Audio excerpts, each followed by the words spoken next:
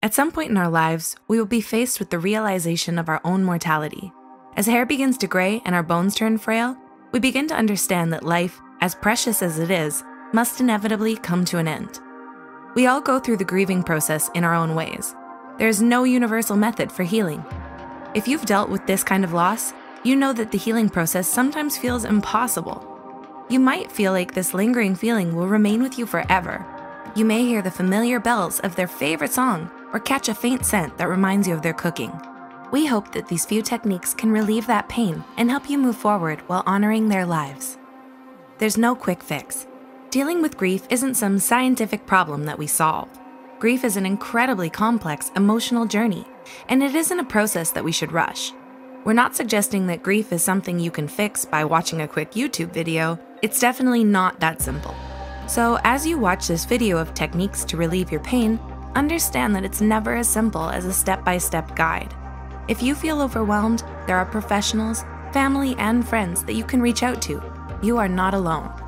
Acceptance. Okay, so this is obviously much easier said than done. Accepting our grief sometimes feels like a battle in our minds. Part of us just wants to reject that reality of what has happened. And sometimes we reject our deepest emotions, which burn and twist deep inside of us. But it's important not to let yourself become numb.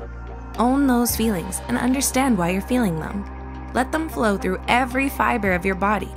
Remember, there are no right or wrong feelings. It's okay to feel everything that you're feeling, even if it's confusing or disturbing.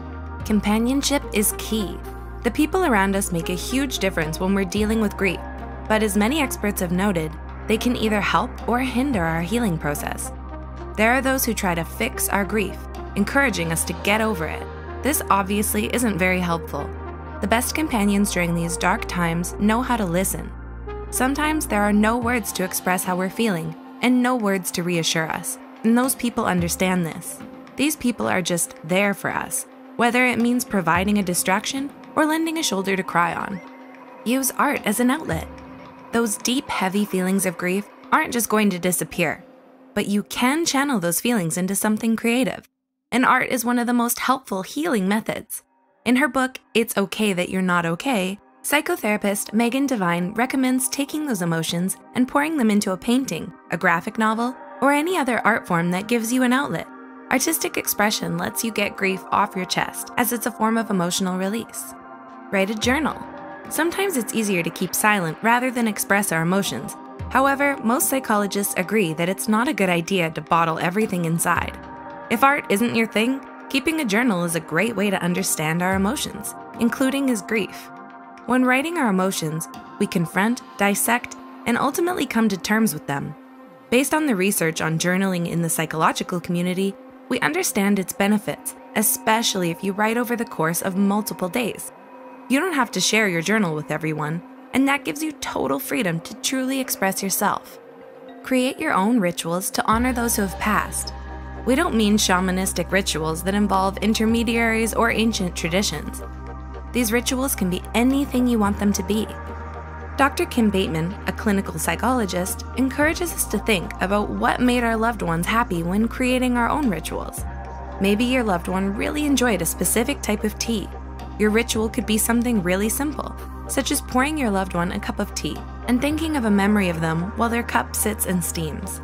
It doesn't matter what you believe in. This is just a way for you to honor their memory, plain and simple. Don't trust in the 5 stages of grief. Most of us are familiar with the so-called 5 stages of grief. This was introduced to us by psychiatrist Elizabeth Kubler-Ross way back in 1969. And while it's definitely an interesting model, the entire concept is now a little outdated.